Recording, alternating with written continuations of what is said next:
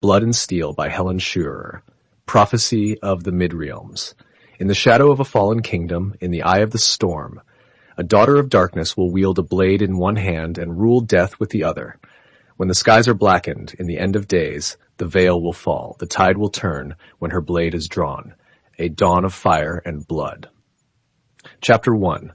Althea Zoltyr's death had been carved in stone since she was a child. That was how she knew, as she crept through a realm on the brink of darkness, that the world was not ending. Not yet. Lightning split the sky, chased by the crack of thunder. Thea inched along the bluff, savoring the rich scent of the incoming storm, reveling in the chaos it threatened to unleash. She shouldn't be up here, but she had learnt long ago to take destiny into her own hands. Heart-pounding, Thea scoured the rocks for a hiding spot. The meet was due to happen at any moment, here on the Black Cliffs, hemmed in by jagged mountains and savage seas, where giant waves barreled through the clouds.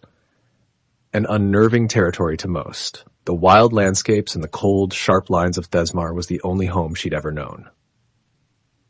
She had next to no memories of what had come before she and her sister Elrin had been left beneath the maw of the fortress portcullis.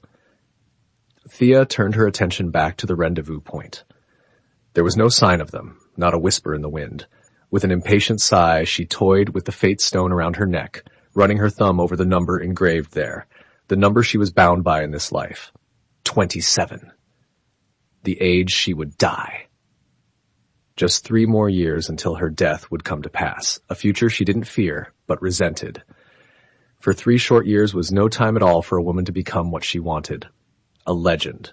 She squinted into the sky, searching for the watery orb of the sun amidst the gray.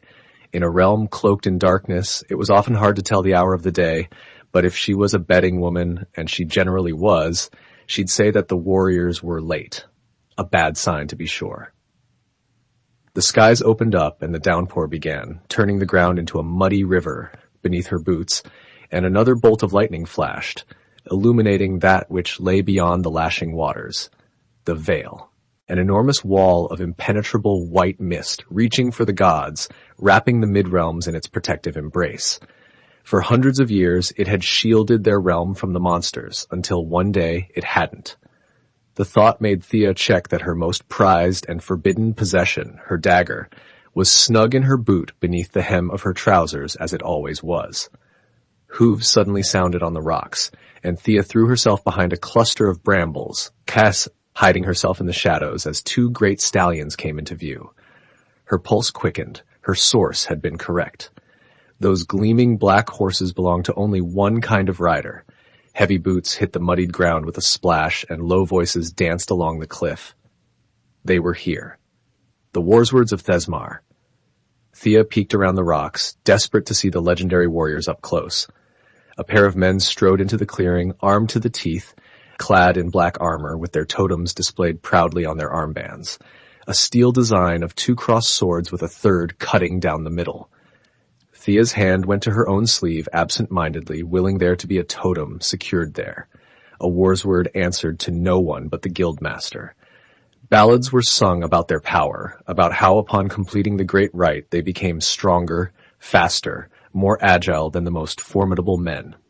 Some were much rumored to be immortal. It was said they were not born, but forged with blood and steel. There were only 3 of them left. Now, 2 of them stood mere feet away from Thea in the rain. She had been trying for over a year to get this close to them, to get a better sense of what was coming for the mid-realms, for she would not be caught unawares when darkness came for them all. Please click on the link in the description. Dear book lover, wonderful person, to listen to the entire book, please click on the link in the description. Please click on the link in the description. Dear book lover, wonderful person, to listen to the entire book, please click on the link in the description.